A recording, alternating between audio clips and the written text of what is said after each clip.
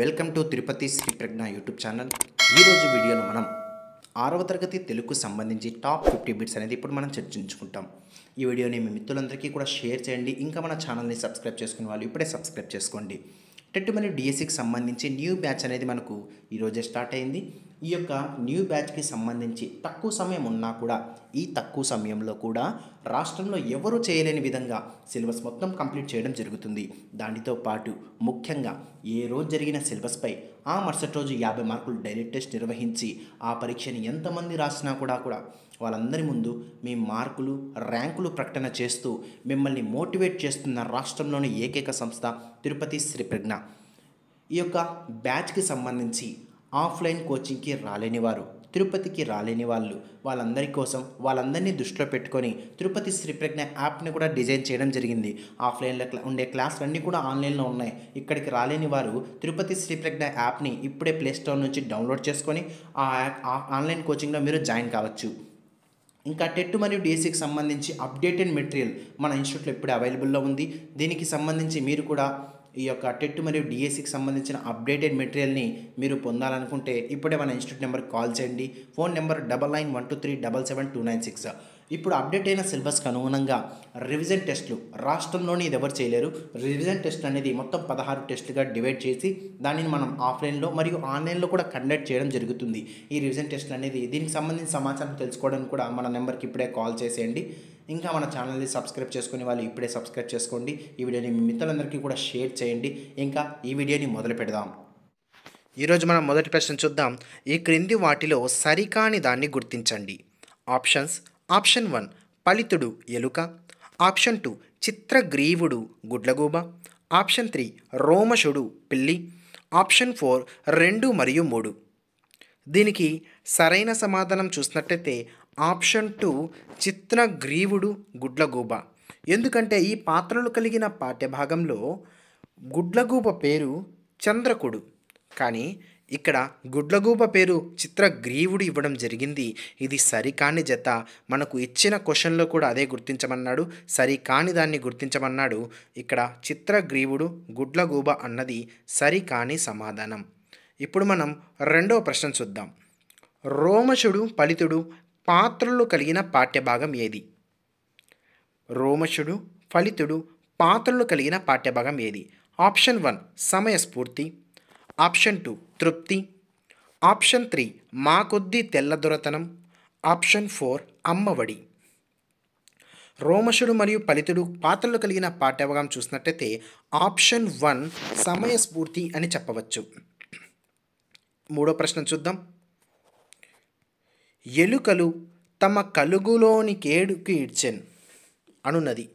ప్రశ్న మరొకసారి. ఎలుకలు తమ కలుగులోని కేనుగుని ఇడ్చెన్ అనున్నది. ఆప్షన్ 1 జాతీయం, ఆప్షన్ 2 సామెత, ఆప్షన్ 3 పొడుపు కథ, ఆప్షన్ 4 సమస్యాపూరణం.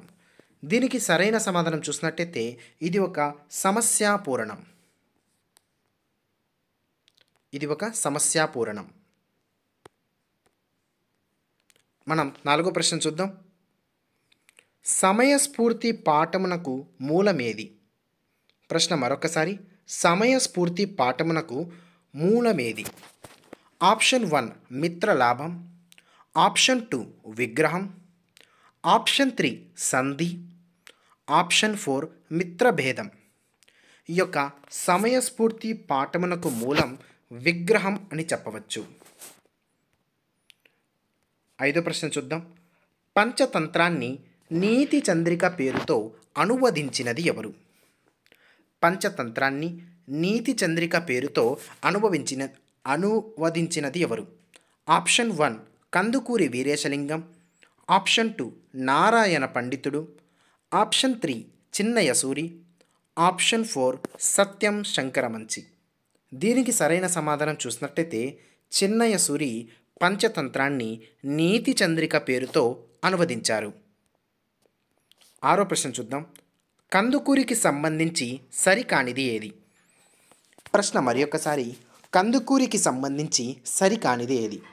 ఆప్షన్ 1 రాజశేఖర చరిత్రము, సత్యరాజ పూర్వదేశీ యాత్రలు, ఆంధ్ర కవుల చరిత్ర వీరి రచనలు.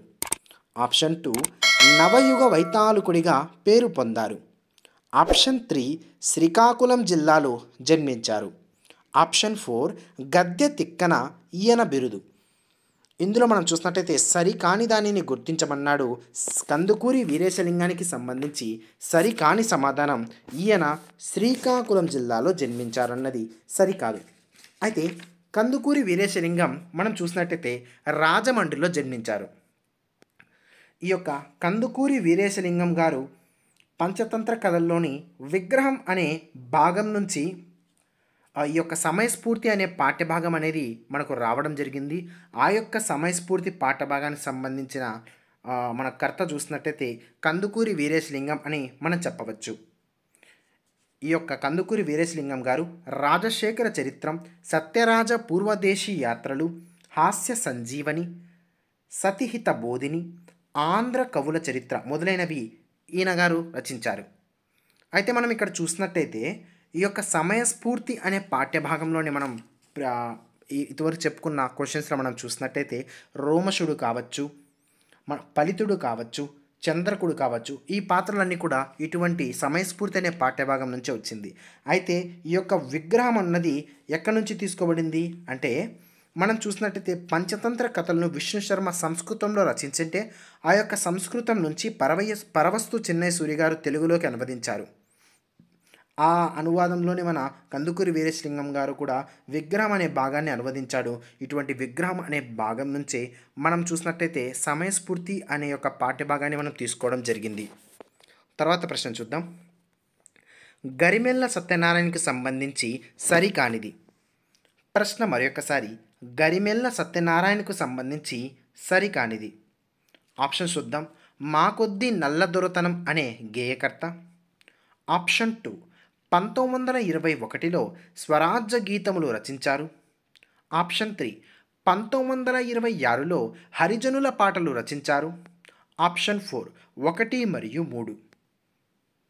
ప్రశ్న చూసినట్టయితే గరిమెళ్ళ సత్యనారాయణకు సంబంధించి సరికాని దాని గురించి అడిగాడు. దీనికి సరైన సమాధానం చూసినట్టయితే ఆప్షన్ 4 సరైన సమాధానం. ఎందుకంటే ఇక్కడ మనం చూసినట్టయితే మా కొద్దీ తెల్ల దొరతనం అన్నది రచించింది గరిమెళ్ళ సత్యనారాయణ గారు. అయితే మా కొద్దీ నల్ల దొరతనం అనే సంబంధించి రచనని చేసినట్టయితే మనం కుసుమ ధర్మణ అనే రచయిత ఈ యొక్క మా కొద్దీ నల్ల దొరతనం అనే యొక్క భాగాన్ని రచించడం జరిగింది. మా కొద్దీ నల్ల దొరతనం అన్నది కుసుమ ధర్మణ రచించారు.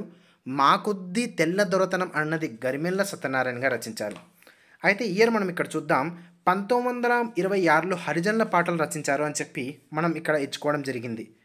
కరెక్టే, హరిజనుల పాటలు అయితే ఈయన రచించాడు. కానీ ఇక్కడ మన క్వశ్చన్లో ఇయర్ అన్నది తప్పు ఇవ్వడం జరిగింది. దీనికి సరైన సమాధానం చూసినట్టయితే 1923లో ఈయన హరిజనుల పాటలను రచించడం జరిగింది. 1921లో స్వరాజ్య గీతములు రచించారు. 1923లో హరిజన పాటలను ఈయన రచించడం జరిగింది. 1926లో గరిమెళ్ళ సత్యనారాయణ గారు ఖండ కావ్యాలు, భక్తి గీతాలు, బాల గీతాలు మొదలైనవి రచించడం జరిగింది. ఇక్కడ మనం సరైన సమాధానం చూసినట్టయితే సంబంధించి సరి కానిది అడిగాడు కాబట్టి ఆప్షన్ 4 1 మరియు 3 అని చెప్పవచ్చు. 8వ ప్రశ్నకి వెళ్దాం. దేశభక్తి కవితలను రాసి జైలు శిక్ష అనుభవించిన మొదటి వారు ఎవరు? ప్రశ్న మరొకసారి, దేశభక్తి కవితలను రాసి జైలు శిక్ష అనుభవించిన మొదటివారు. Option 1 Kandukuri Veeresalingam. Option 2 Garimella Satyanarayana. Option 3 Satyam Sankaramanchi. Option 4 Sri Sri. ఇక్కడ మనం చూసినట్టయితే గరిమెళ్ళ సత్యనారాయణ గారు దేశభక్తికి సంబంధించిన ఆ యొక్క కవితలు రాసి జైలు శిక్షను అనుభవించడం జరిగింది. ప్రశ్న చూద్దాం. ఏమి మహిమంబు గలదో నీ నామం నందు బాపు అని పేరు వేణులబడిన ఎంత అన్నది. ఏమి మహిమంబు గలదో నీ నామం నందు బాపు అని పేరు వేణులబడిన ఎంత అన్నది. ఆప్షన్ 1 గరిమెళ్ళ సత్యనారాయణ. ఆప్షన్ 2 నాలం కృష్ణారావు. ఆప్షన్ 3 సత్యం శంకరమంచి. ఆప్షన్ 4 కందుకూరి వీరేశలింగం. దీనికి సరైన సమాధానం ఆప్షన్ 2 నాలం కృష్ణారావు గారు ఈ యొక్క మాటలు అన్నారు.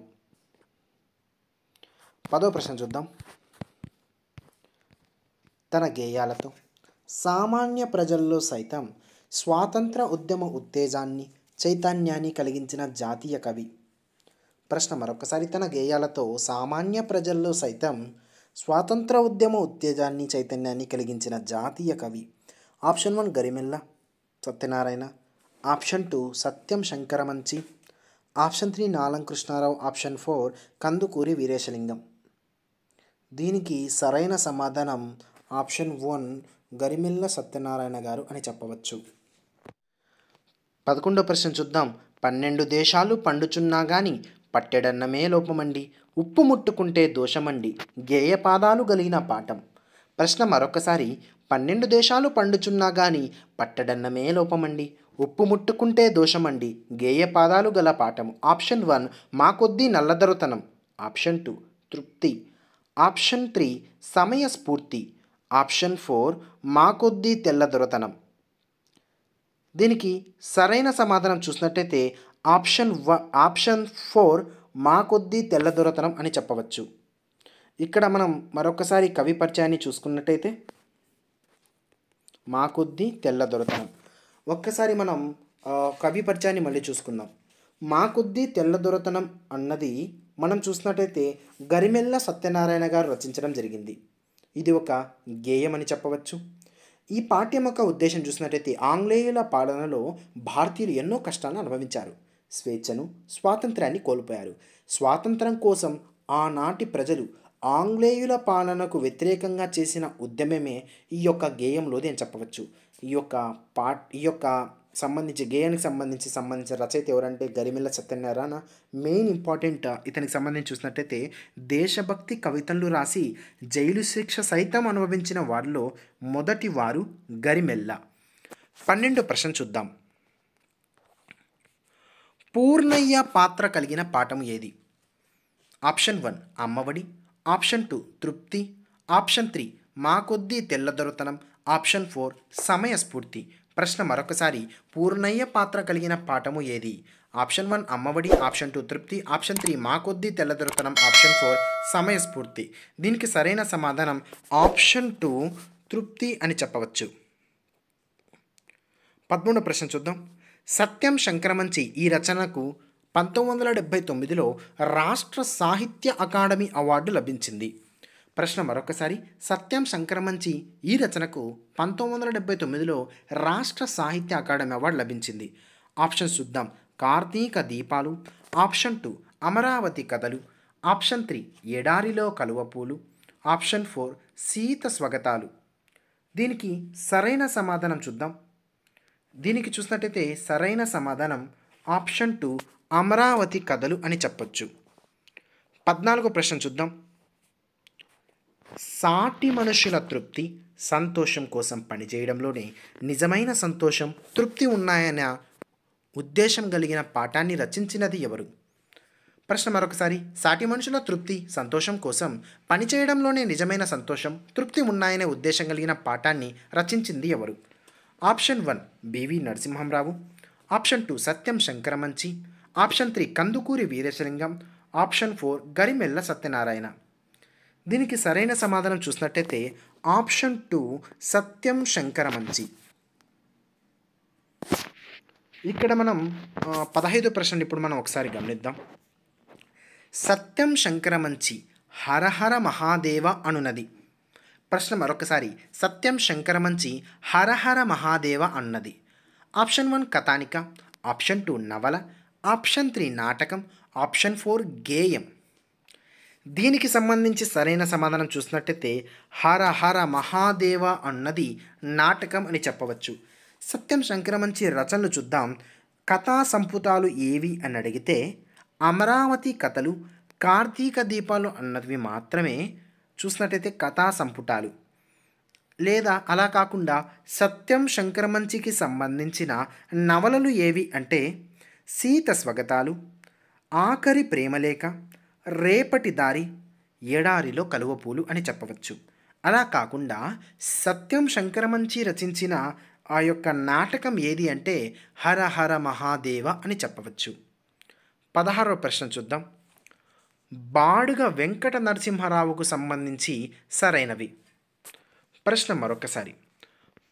బాడుగ వెంకట నరసింహారావుకు సంబంధించి సరైనవి. ఆప్షన్ 1 బాలబంధుగా ప్రసిద్ధులు. ఆప్షన్ 2 అనార్కలి నరసింహారావుగా ఖ్యాతి గడించారు. ఆప్షన్ 3 బాల సాహిత్యాన్ని ఉద్యమ స్ఫూర్తితో వ్యాప్తి చేయడం తన జీవిత ధ్యేయంగా పెట్టుకున్నారు. ఆప్షన్ 4 1923లో హరిజనుల పాటలు రచించారు. దీనికి సరైన సమాధానం చూద్దాం. దీనికి మనం సరైన సమాధానం చూసినట్టయితే ఆప్షన్ 2 1, 2, 3 కూడా సరైనవే. ఇక్కడ మనం గమనించినట్టయితే బాడుగ వెంకట నరసింహారావు గారు బాలబంధులుగా ప్రసిద్ధులు. అనార్కలి నరసింహారావుగా కూడా ఖ్యాతి గడించారు. బాల సాహిత్యాన్ని ఉద్యమ స్ఫూర్తితో వ్యాప్తి చేయడం తన జీవిత ధ్యేయంగా పెట్టుకున్నారు. ఇక్కడ ఆప్షన్ 4 అన్నది బాడుగ వెంకట నరసింహారావుకి సంబంధించి సరికానిది.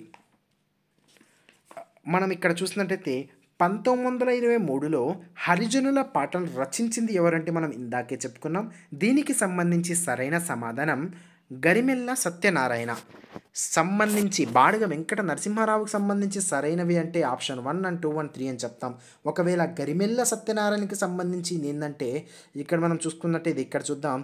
ఈ యొక్క 4th ఆప్షన్ మాత్రమే గరిమెల్ల సత్యనారాయణకి సంబంధించినది. మిగతావన్నీ కూడా బాడుగ వెంకట నరసింహారావుకి సంబంధించినవి అని చెప్పవచ్చు. 17వ ప్రశ్న చూద్దాం. ఈ కింది వాటిలో బివి నరసింహారావు అంటే బాడుగ వెంకట నరసింహారావుకు సంబంధించిన రచన కానిదేది? Option 1 Avu Harishchandra. Option 2 Anarkali. Option 3 భూతువాణి. ఆప్షన్ 4 చిన్నారి లోకం. ఈ కింది వాటిలో బివి నరసింహారావుకు సంబంధించిన రచన కానిది అని అడిగారు. దీనికి మనం చూసినట్టయితే సరైన సమాధానం ఆప్షన్ 2 అనార్కలి అనే చెప్పవచ్చు. మనం దీనికి సంబంధించిన ఒకసారి ఎక్స్ప్లెనేషన్ చూద్దాం. అనార్కలి బివి నరసింహారావుకు సంబంధించిన రచన కాదు. అయితే అనార్కలి గురించి ఒకసారి చూద్దాం. మనం వింజమూరి నరసింహారావు గారు చూసినట్టయితే వింజమూరి లక్ష్మీ నరసింహారావు గారు అనార్కలి అనే ఒక నాటకం రాస్తాడు. ఆ అనార్కలి నాటకంలో అనార్కలి పాత్రను ధరించి అనార్కలి నరసింహారావుగా మన బాడుగ వెంకట నరసింహారావు గారు ఖ్యాతి గడించారు. కానీ ఈయన అనార్కలి అనే రచన రాయలేదు. ఒకవేళ అనార్కలి అనే నాటకాన్ని రచించింది ఎవరంటే వింజమూరి లక్ష్మీ నరసింహారావు. అలా కాకుండా అనార్కలి నరసింహారావు అంటే ఎవరంటే బాడుగ వెంకట నరసింహారావు.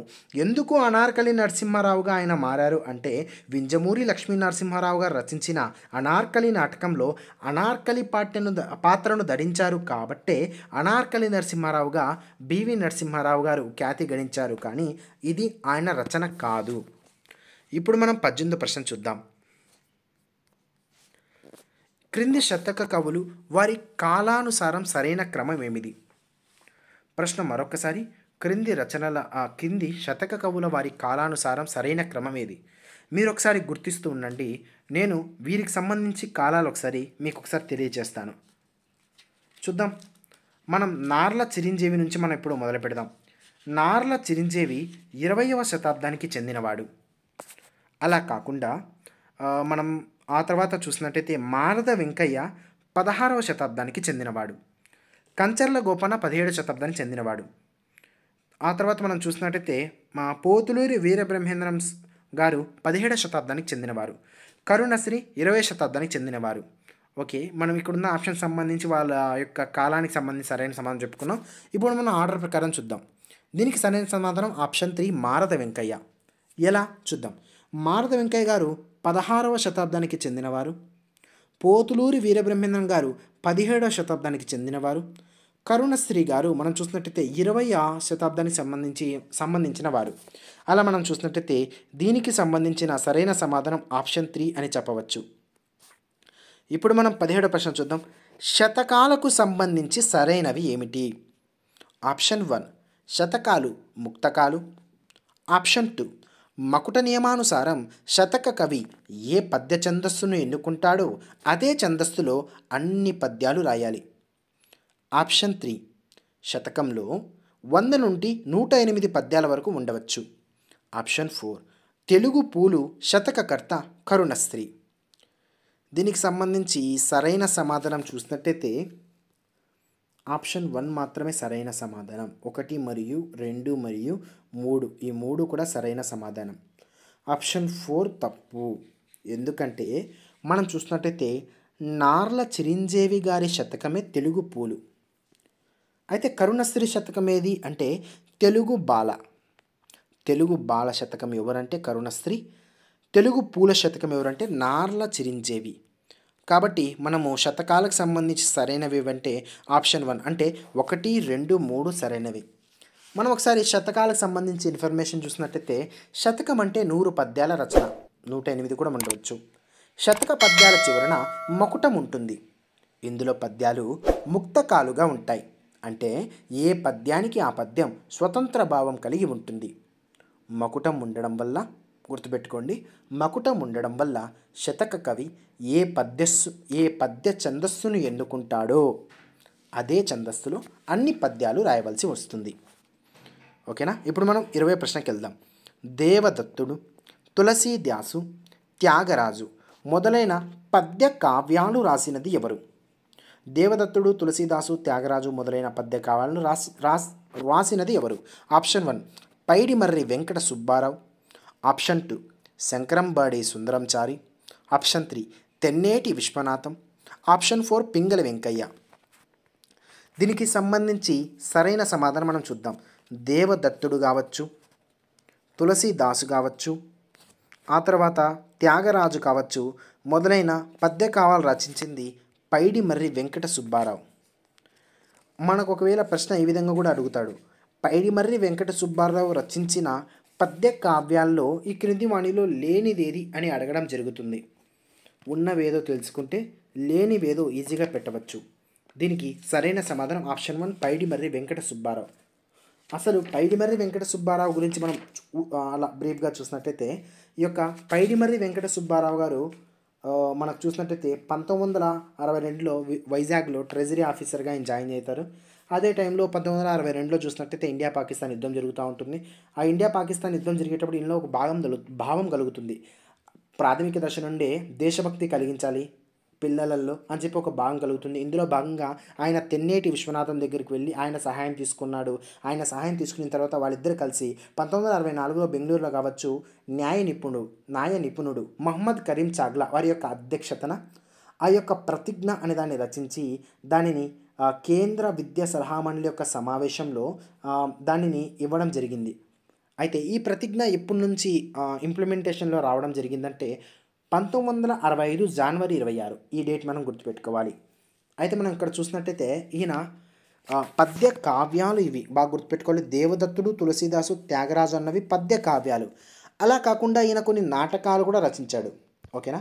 పద్య కావ్యాలు అంటే ఈ 3 గుర్తుపెట్టుకోవాలి. అదేవిధంగా నాటకాలు అంటే గృహస్థ జీవితం, శ్రీమతి, శ్రీధర్మం, తార. గృహస్థ జీవితం, శ్రీమతి, శ్రీధర్మం, తార. ఓకేనా. పైడిమర్రి వెంకట సుబ్బారావు సంబంధించి ఇన్ఫర్మేషన్ ఇది. ఆ తర్వాత మనం చూసినట్టయితే 21వ ప్రశ్న చూద్దాం. అపవాదు, పేద కవి, నా స్వామి, కావేటి నగరరాజ నీరాజనం రచించింది ఎవరు? Option 1 Sankarambadi Sundarachari. Option 2 Paidimarri Venkata Subbarao. Option 3 Pingali Venkayya. Option 4 Tenneti Viswanatham. దీనికి సంబంధించి సరైన సమాధానం శంకరంబాడి సుందరంచారి గారు. ఈయనకు సంబంధించి మనం చూసినట్టయితే ఇంకా రచనలు ఉన్నాయి. ఏవేవి? బుద్ధగీత రచించింది ఎవరంటే ఈయనే. ఇంకా మెయిన్ ఇక్కడ ఒక శతకం కూడా రచించాడు. శ్రీనివాస శతకం ఎవరు రచించారంటే శంకరంబాడి సుందరాచారి గారు శ్రీనివాస శతకాన్ని రచించాడు. ఇంకా కావేటి నగరరాజ నీరాజనం, అపవాదు, పేద కవి, నా స్వామి, నేటి కవిత్వం, బలిదానం, బుద్ధగీత, సుందర భాగవతం, సుందర రామాయణం ఇవన్నీ కూడా శంకరంబాడి సుందరాచారి గారు రచించడం జరిగింది. ఇప్పుడు మనం 22వ ప్రశ్నకి వెళ్దాం.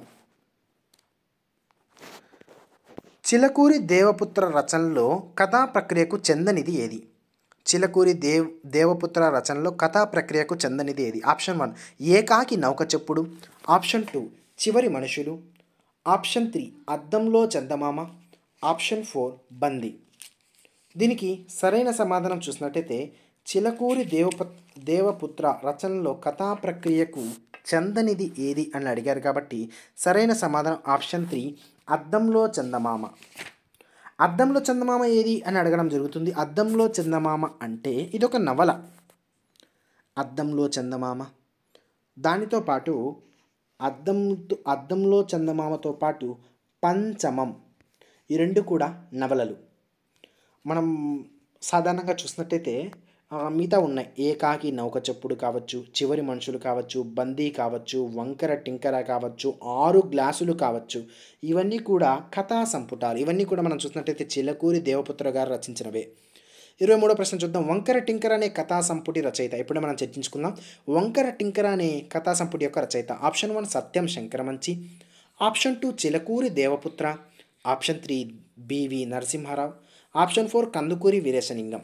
దీనికి సరైన సమాధానం ఈజీగా చెప్పేస్తారు. ఇప్పుడు మనం డిస్కస్ చేసాం కాబట్టి దీనికి సరైన సమాధానం చూసినట్టయితే చిలకూరి దేవపుత్ర గారు వంకర టింకర అనే కథా సంపుటిని రచించడం జరిగింది. ఈయన సంబంధించిన కథా సంపుటాలు మరొకసారి 6 గ్లాసులు, వంకర టింకర, బందీ, చివరి మనుషులు, ఏకాకి నౌక చెప్పుడు అనేవి కథా సంపుటాలు. అలా కాకుండా నవలలు ఏవి అని అడుగుతారు. అద్దంలో చందమామతో పాటు పంచమం అన్నవి వీరి యొక్క నవలలు అని చెప్పవచ్చు. ఓకేనా. తర్వాత ప్రశ్నకి వెళ్దాం. 24వ ప్రశ్న. దేవపుత్ర పురస్కారాలకు సంబంధించి సరైనవి ఏవి? ప్రశ్న మరొకసారి.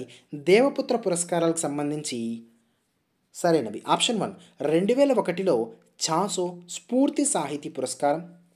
ఆప్షన్ 2 2000లో పొట్టి శ్రీరాములు తెలుగు విశ్వవిద్యాలయం ధర్మనిధి పురస్కారం. ఆప్షన్ 3 1996లో పంచమం నవలకు ఆట తృతీయ బహుమతి. ఆప్షన్ 4 పైవన్నీ సరైనవే. దీనికి సరైన సమాధానం చూసినట్టయితే ఇవన్నీ కూడా సరైనవే. ఓకేనా. మనం చూసినట్టయితే పంచమం అనేది ఏది ఇప్పుడే మనం చర్చించుకుందాం. పంచమంతో పాటు అద్దంలో చందమామ అన్నవి రెండు కూడా నవలలే. ఓకేనా. ఈ యొక్క పంచమం అనే యొక్క నవలలకు చూసినట్టయితే ఆటా పురస్కారం. ఆటా అంటే ఏం అడగడం జరుగుతుంది. ఆటా అంటే అమెరికన్ తెలుగు అసోసియేషన్, ఇక్కడ నుంచి తృతీయ బహుమతి రావడం జరిగింది. ఆ తర్వాత 2000 సంవత్సరంలో చూసినట్టయితే పొట్టి శ్రీరాములు గారి తెలుగు విశ్వవిద్యాలయం వారి ధర్మనిధి పురస్కారం. 2001లో చాసో స్ఫూర్తి సాహితీ పురస్కారం. దానితో పాటు ఆంధ్రప్రదేశ్ గుర్రం జాషువా పురస్కారం కూడా లభించింది. మొత్తం 4 వచ్చాయి చూడండి. 1996లో చూసినట్టయితే పంచమం అనే నవలకు ఆటా వారి నవలలో తృతీయ బహుమతి. 2000 సంవత్సరంలో చూసినట్టయితే పొట్టి శ్రీరాములు తెలుగు విశ్వవిద్యాలయం ధర్మనిధి పురస్కారం. ఆప్షన్ 1 చూసినట్టయితే చాసో స్ఫూర్తి సాహితీ పురస్కారం. ఇప్పుడు మనం 25వ ప్రశ్నకి వెళ్దాం. మమకారం పాఠమునకు మూలం. ప్రశ్న మరొకసారి. మమకారం పాఠమునకు మూలం. ఆప్షన్ 1 6 గ్లాసులు, ఆప్షన్ 2 ఏకాకి నౌక చెప్పుడు, ఆప్షన్ 3 పంచమం, ఆప్షన్ 4 అద్దంలో చందమామ. మమకారం అనే పాఠమునకు మూలమేది? ఆప్షన్ 1 6 గ్లాసులు, ఆప్షన్ 2 ఏకాకి నౌక చెప్పుడు, ఆప్షన్ 3 పంచమం, ఆప్షన్ 4 అద్దంలో చందమామ. దీనికి సంబంధించి సరైన సమాధానం 6 గ్లాసులు అన్నది మమకారం పాఠమునకు మూలం. ఈ యొక్క 6 గ్లాసులు అన్నది చూసినట్టయితే కథా సంపుటాలు అని చెప్పవచ్చు. ఇక్కడ వచ్చినవన్నీ కూడా పైనవి 2 కూడా కథా సంపుటాలు, కిందివి 2 కూడా నవలలు అని చెప్పవచ్చు. ఈ పంచమం అనే దానికి 1996లో థర్డ్ ప్రైజ్. దేంట్లో? ఆటవారి నవలా పోటీలో థర్డ్ ప్రైజ్ రావడం జరిగింది. ఈ నవల అనేది బాగా గుర్తుపెట్టుకోండి. థర్డ్ ప్రైజ్ రావడం జరిగింది ఆటలో. తర్వాత మనం 26వ ప్రశ్న చూద్దాం.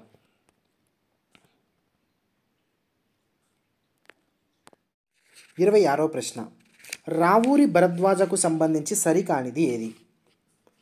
ప్రశ్న మరొకసారి. రావూరి భరద్వాజకు సంబంధించి సరికానిది ఏది? ఆప్షన్ 1 ఈయనది గుంటూరు జిల్లా, ఆప్షన్ 2 ఈయన తొలి కథ జలప్రలయం, ఆప్షన్ 3 37 కథా సంపుటాలు, 43 పిల్లల కథలు, 17 నవలలు రచించాడు, ఆప్షన్ 4 ఉడతమ్మ ఉపదేశం, కీలుగుర్రం అన్నవి పిల్లల కథలు. దీనికి మనం ఇక్కడ చూసినట్టయితే సరైన సమాధానం చూసినట్టయితే ఈయన తొలి కథ జలప్రలయం కాదు, సరికానిది అడిగాడు కాబట్టి ఆప్షన్ 2 మనం ఎన్నుకోవాలి. అయితే ఈయన రచించిన తొలి కథ ఏది? విమల అన్నది రావూరి భరద్వాజకు సంబంధించిన తొలి కథ కాబట్టి ఆప్షన్ 2 సరైనది కాదు. మనం ఇక్కడ చూసినట్టయితే ఉడతమ్మ ఉపదేశం మరియు కీలుగుర్రం అన్నవి పిల్లల కథలు, అలా కాకుండా కథా సంపుటాలు ఏవి అని అడగడం జరుగుతుంది. మొత్తం 37 కథా సంపుటాలు రచించాడు కదా. 37 కథా సంపుటాలు ఏవి? అపరిచితులు, కథాసాగరం అన్నవి 37 కథా సంపుటాలు. 43 పిల్లల కథలు అన్నారు కదా, అందులో మనకు 2 ఇచ్చాడు, ఉడతమ్మ ఉపదేశం, కీలుగుర్రం. 17 నవలలు చెప్పారు కదా, ఏవి 17 నవలలు? వాటిలో కొన్ని 2 ఇచ్చాడు, కరిమ్రింగిన వెలగపండు, కరిమ్రింగిన వెలగపండుతో పాటు జల ప్రళయం, ఈ 2 కూడా ఈయనకు సంబంధించిన నవలలు. ఇక మనం చూసినట్టయితే 27 ప్రశ్నకి వెళ్దాం.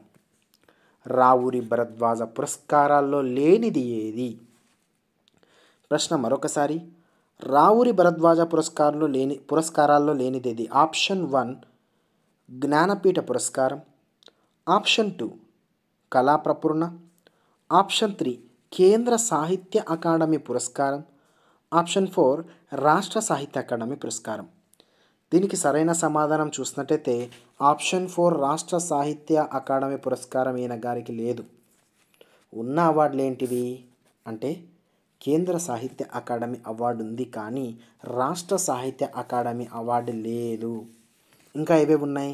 జ్ఞానపీఠ పురస్కారం ఉన్నాయి, కళాప్రపూర్ణ ఉంది, కళారత్న ఉంది, కేంద్ర సాహిత్య అకాడమీ పురస్కారం ఉంది, గోపిచంద్ జాతీయ సాహిత్య పురస్కారం ఉంది, లోక్ నాయక్ ఫౌండేషన్తో పాటు రాజలక్ష్మి ఫౌండేషన్ అవార్డు ఉంది. ఇంకా మనం చూసినట్టయితే సోవియట్ భూమి నెహ్రూ అవార్డు కూడా పురస్కారం కూడా ఈయనకు ఉంది అని చెప్పవచ్చు. 28వ ప్రశ్నకు చూద్దాం. డూడు బసవన్న పాఠమునకు మూలం ఏది?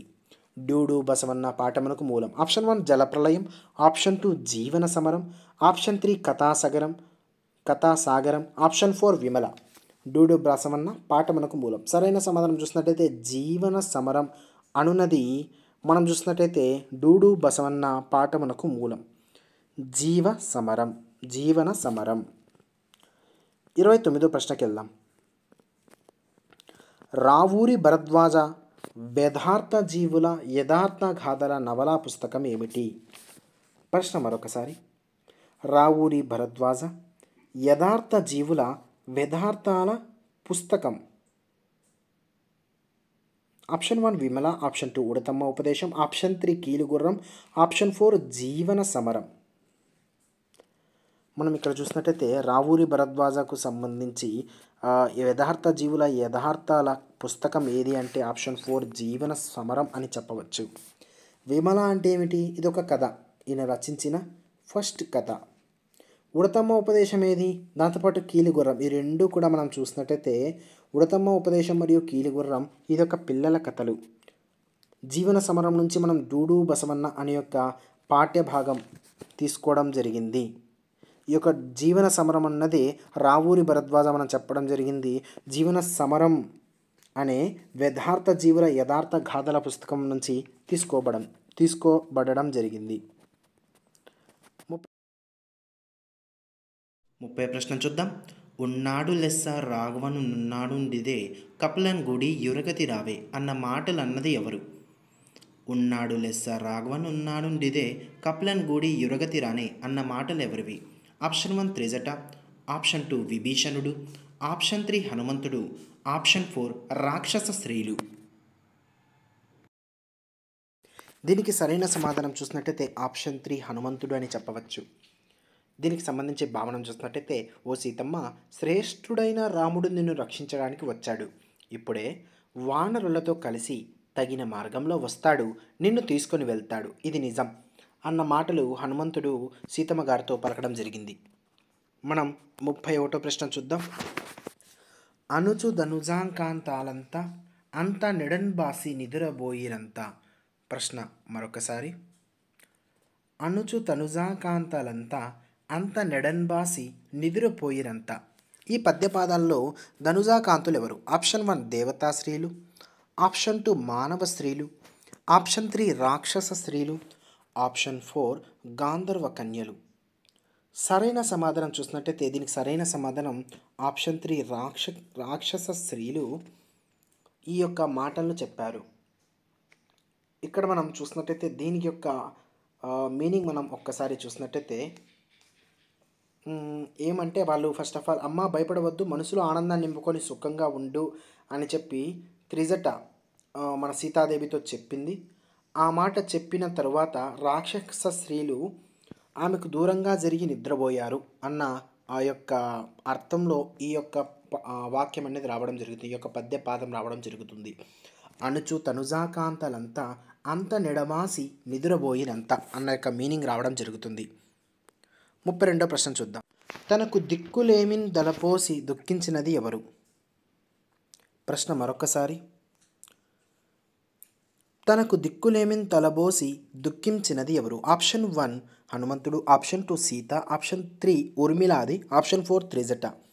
ప్రశ్న మరొకసారి. తనకు దిక్కులు ఎవరు అని చెప్పి దుఃఖించినది ఎవరు? సరైన సమాధానం ఆప్షన్ 2 సీత. ఇక్కడ మనం చూసినట్టయితే సీత ఎందుకు దుఃఖించింది అంటే మనకు రావణాసురుడు సీతని తీసుకొని సింశుప వృక్షం కింద ఉంచి ఆమెకు కాపలాగా రాక్షస స్త్రీలను పెట్టడం జరిగింది. రాక్షస స్త్రీలతో రావణాసుడు ఏమని చెప్పాడు అంటే మనం చూసినట్టయితే సీత మనసును తనకు అనుకూలంగా మార్చమని చెప్పి రావణుడు ఆ యొక్క రాక్షస స్త్రీలకు చెప్పడం జరిగింది. రాక్షస స్త్రీలు మనం చూసినట్టయితే సీతాదేవిని ఎన్నో రకాలుగా నచ్చచెప్పే ప్రయత్నం చేశారు, చంపుతామని బెదిరించారు. ఆ మాట విన్న వెంటనే త్రిజట అప్పటి వరకు నిద్రపోయింది, అప్పుడే నిద్ర లేచింది. తను నిద్ర లేచిన తర్వాత ఆ యొక్క రాక్షస స్త్రీలకు చెబుతుంది, రాముడు పవిత్రమైన మనసు కలవాడు, సీత పవిత్రమైన స్వభావం కలేది, అన్ని శుభాన్ని కలిగించే దృశ్యాలు నా కల్లో కనిపించాయి. నా మాటలు వేదాల వలె యథార్థాలు. కాబట్టి సీతాదేవితో మీరు కఠినంగా మాట్లాడొద్దండి, దూరంగా ఉండండి అని చెప్పి ఆమె సీతాదేవి దగ్గరకు కూడా వెళ్ళి మమ్మల్ని దయతో కాపాడు, మమ్మల్ని కోపగించుకోవద్దు అని చెప్పి వారు రాక్షస స్త్రీలంతా దూరంగా జరిగి నిద్రపోయారు. అప్పుడు వరకు ఆమె దగ్గర రాక్షస స్త్రీలు ఉన్నారు కదా మన సీతమ్మదేవి దగ్గర, అప్పటి వరకు దగ్గర వాళ్ళు ఉన్నవారు కూడా దూరం జరిగి నిద్రపోయారు. అలా నిద్రించినప్పుడు సీతాదేవి గారు తన మనసులో ఏమనుకున్నారు, ఇప్పటి వరకు ఉన్నారు కదా, ఇప్పుడు తాను ఏమనుకునిందంటే తనకు సమీపంలో రక్షించే వారు ఎవరూ లేరు అన్న బాధతో ఆమె దుఃఖించింది అనే దానికి సంబంధించి అర్థంతో ఇది రావడం జరుగుతుంది.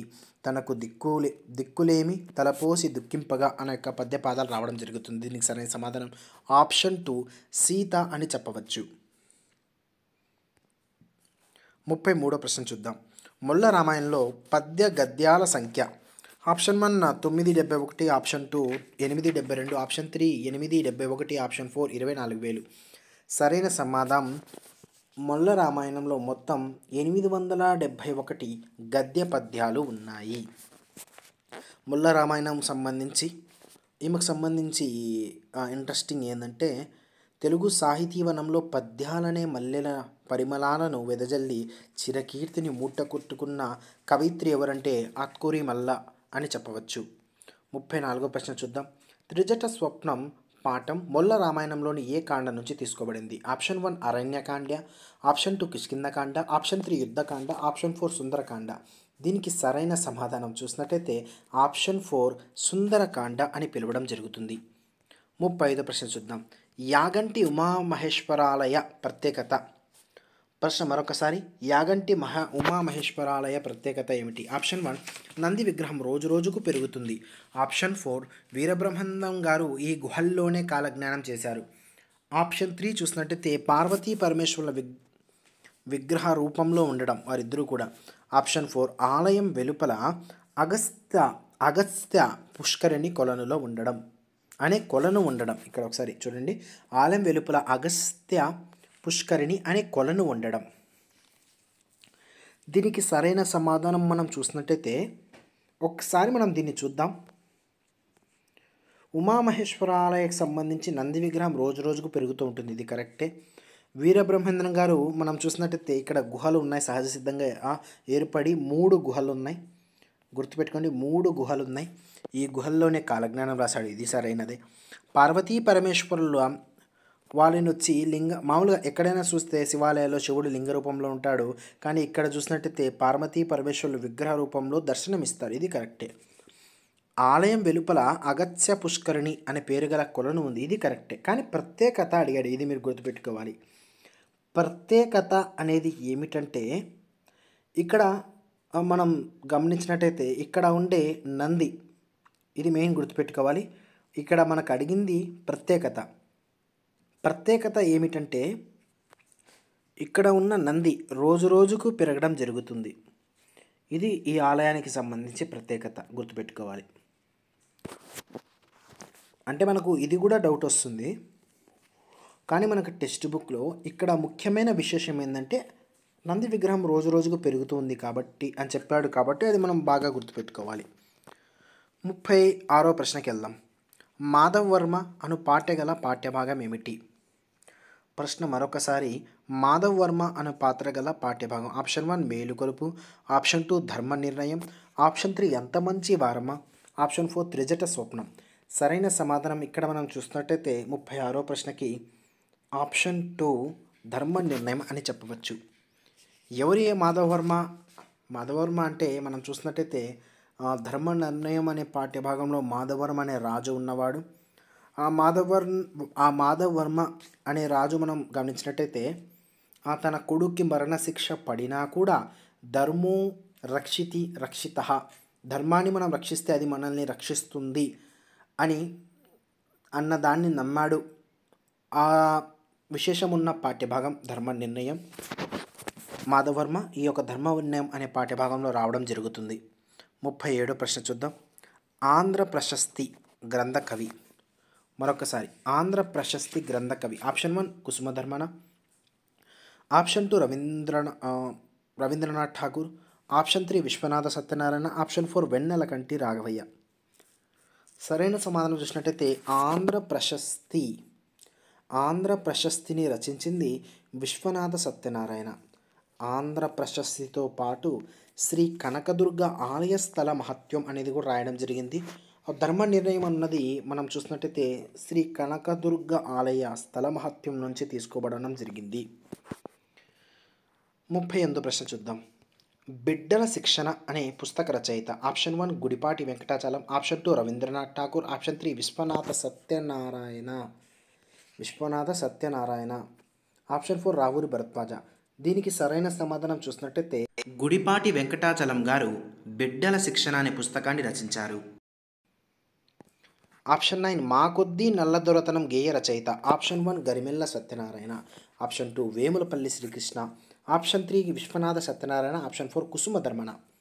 మా కొద్దీ నల్లదొరతనం అనే గేయాన్ని రచించింది ఎవరు అని చెప్పి అడగడం జరిగింది. మా కొద్దీ నల్లదొరతనం. ఇక్కడ అందరూ కూడా గరిమెల్ల సత్యనారాయణ అనుకుంటారు, కానీ మా కొద్దీ నల్లదొరతనం గరిమెల్ల సత్యనారాయణ కాదు. సరైన సమాధానం కుసుమధర్మన మా కొద్దీ నల్లదొరతనం అనే గేయాన్ని రచించడం జరిగింది. మా కొద్దీ తెల్లదొరతనం అంటే గరిమెల్ల సత్యనారాయణ, మా కొద్దీ నల్లదొరతనం అంటే కుసుమధర్మన. బాగా గుర్తుపెట్టుకోవాలి. ఇక మనం క్వశ్చన్ నెంబర్ 40కి వెళ్దాం.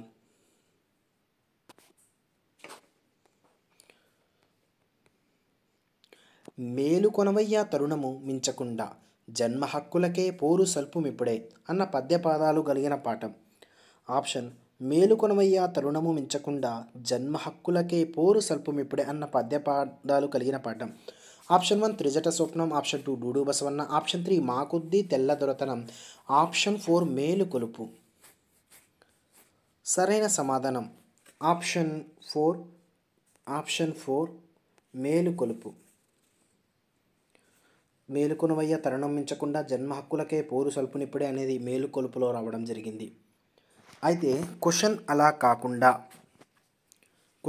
కాకుండా మేలుకొనవయ్య తరుణం మించకుండా జన్మ హక్కులకే పోరు సల్పునిప్పుడే అనే ఈ యొక్క పద్య పాదాలు కలిగిన దానిని రచించినది ఎవరు అంటే కుసుమధర్మన అని పిలవడం జరుగుతుంది. ఈ యొక్క పాఠ్యభాగం అనేది మేలుకొలుపు అని చెప్తారు. మేలుకొలుపు అనే పాఠ్యభాగం ఎక్కడి నుంచి తీసుకోబడిందంటే హరిజన శతకం అను అనుబంధం నుంచి దీన్ని తీసుకోవడం జరిగింది. ఇక్కడ మా కొద్దీ తెల్లదొరతనం ఇప్పుడే మనం చెప్పుకున్నాం. మా కొద్దీ తెల్లదొరతనం అంటే గరిమెల్ల సత్యనారాయణ అని గుర్తుపెట్టుకోవాలి. 41వ ప్రశ్న చూద్దాం. అట్టి సద్గుణ సంఘాత అగ విధూర అన్న పద్యపాదంలో అగము అన్న మాటకు అర్థం ఏమిటి? అట్టి సద్గుణ సంగాత అగవిధుర అన్న పాఠ్యభాగంలో అగము అని అన్న మాటకు అర్థము ఏది? సరైన సమాధానం చూద్దాం. సరైన సమాధానం చూసినట్టయితే అఘము. అఘము అంటే అర్థం పాపము. 42వ ప్రశ్న చూద్దాం. అనార్కలి నరసింహారావు రచనలకు సంబంధించినది ఏది? అనార్కలి, బాలతనం, ఆవు హరిశ్చంద్ర, బూతువాణి. మొదట్లోనే దీనికి సంబంధించిన ఎక్స్ప్లెయిన్ ఇచ్చాం. సంబంధించినది ఎవరిది అంటే అనార్కలి అనేది సంబంధించిన రచన కాదు. బాలతనం, భూతువాణి, ఆవు హరిశ్చంద్ర అనేది అనార్కలి నరసింహారావు సంబంధించిన రచనలు ఇవి. సంబంధించింది అనార్కలి కాదు.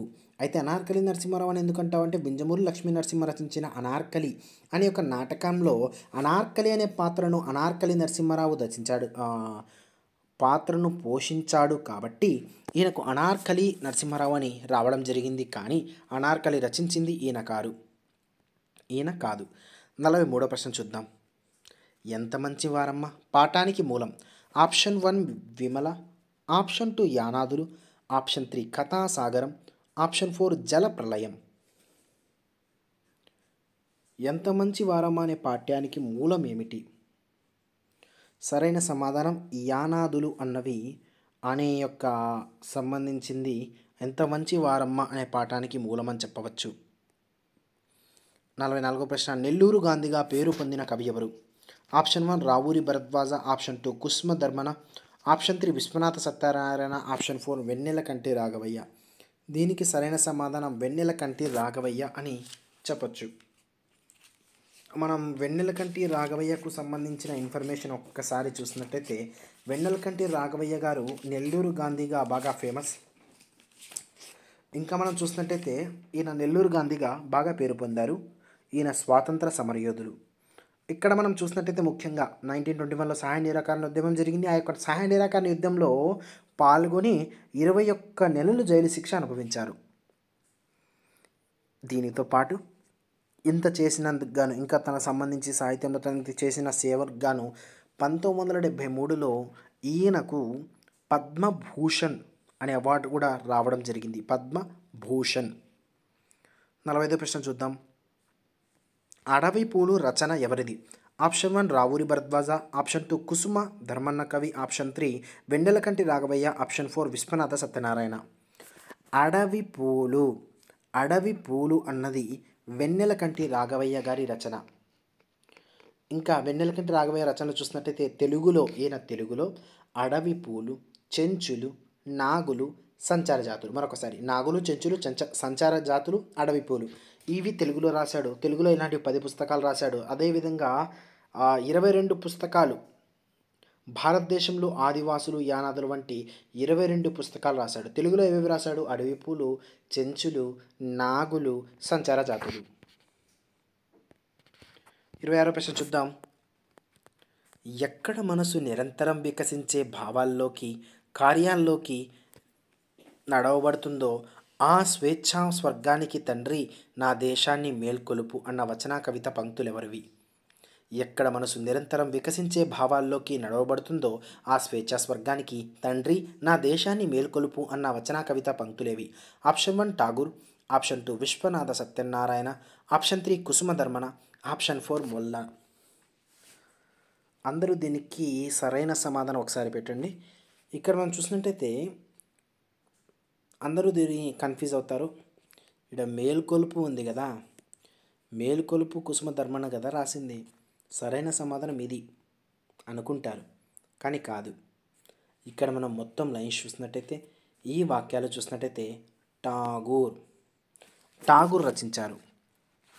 దీనికి సంబంధించి ఒకసారి మనం ఎక్స్ప్లెనేషన్ చూద్దాం. ఇక్కడ మనం చూసినట్టయితే ఎక్కడ మనసు నిరంతరం వికసించే భావాల్లోకి నడవబడుతుందో ఆ స్వేచ్ఛా స్వర్గానికి తండ్రి నా దేశాన్ని మేల్కొలుపు అన్నదాన్ని రచించింది రవీంద్రనాథ్ ఠాగూర్. దీన్ని చలం గారు అనువదించారు. ఈ వాక్యాలకు సంబంధించిన పాఠ్యం ఏదంటే ఎక్కడ మనసు నిర్భయంగా ఉంటుందో అన్న యొక్క పాఠంలో చివరి లైన్ ఇది. ఆ స్వేచ్ఛా స్వర్గానికి తండ్రి నా దేశాన్ని మేల్కొలుపు. మేల్కొలుపు అంటే అందరూ కూడా కుసుమధర్మన పెట్టింటారు, కానీ సరైన సమాధానం ఠాగూర్ అని చెప్పవచ్చు. 47వ ప్రశ్న చూద్దాం. ఈ కింది వాటిలో సత్యం శంకరమంచి రచనలకు సంబంధించి భిన్నమైనది. మరొకసారి సత్యం శంకరమంచి రచనలకు సంబంధించి భిన్నమైనది. ఆప్షన్ 1 సీత స్వగతాలు, ఆప్షన్ 2 కార్తీక దీపాలు, ఆప్షన్ 3 ఎడారిలో కలువపూలు, ఆప్షన్ 4 ఆఖరి ప్రేమలేఖ. కన్ఫ్యూజ్ అవుతారు. ఇది సరైన సమాధానం ప్రశ్న మరొకసారి సరైన సమాధానం చూడండి. కార్తీక దీపం అనేది భిన్నమైనది. ఎలా భిన్నమైనది? కార్తీక దీపం అనేది ఒక కథా సంపుటి. సత్యం శంకరమంచి కార్తీక దీపం మరియు అమరావతి కథలు అన్నవి కథా సంపుటాలు రచించాడు. ఇవి ఏమిటి అంటే ఇవన్నీ కూడా నవలలు. సీత స్వగతాలు, రేపటి దారి, ఆఖరి ప్రేమలేఖ, ఎడారిలో కలువపూలు ఇవన్నీ కూడా నవలలు. నాటకం ఏది? హర హర మహాదేవ అన్నది నాటకం.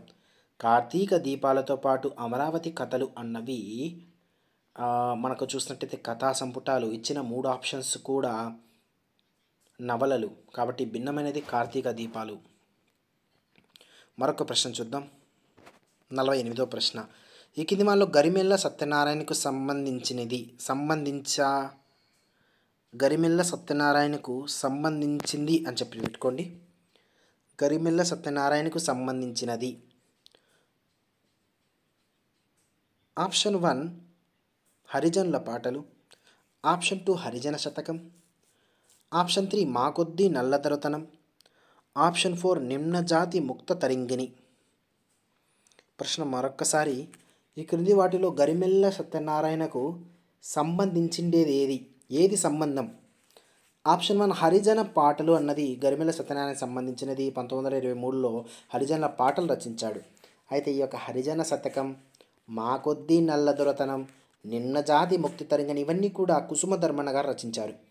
ఇక్కడ చూడండి, గరిమెళ్ళ సత్యనారాయణ మాకొద్దీ తెల్లదొరతనం అంటే కుసుమధర్మన మాకొద్దీ నల్లదొరతనం అంటాడు.